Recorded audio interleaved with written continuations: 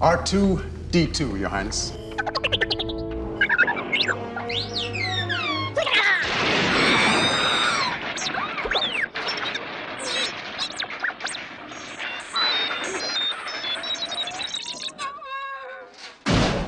R2-D2 was probably the most difficult voice to work on because it was the most abstract.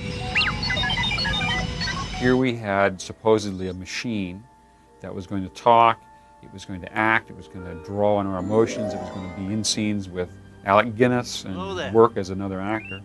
Yet it was a machine. It didn't have a face with a smile or a mouth or eyes or ears. And it couldn't speak English and it couldn't even mouth words. At least Chewbacca could make kind of animal sounds which you could attribute to personality. Actually, R2 has been known to make mistakes. The initial experiments in coming up with R2's voice were all directed toward making a machine type of language, something that would come out of a computer, out of a robot.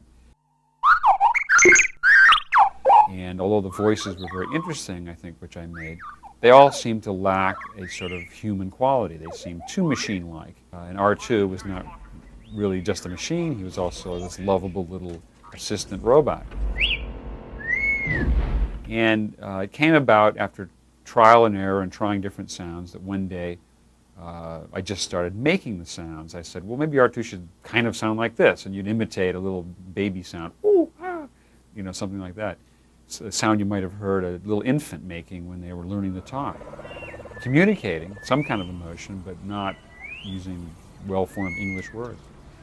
So the idea came up to really combine this sort of human sound with the electronic sound. That way we'd still might be able to have the character of a machine, but get the personality and the emotion of a living organism.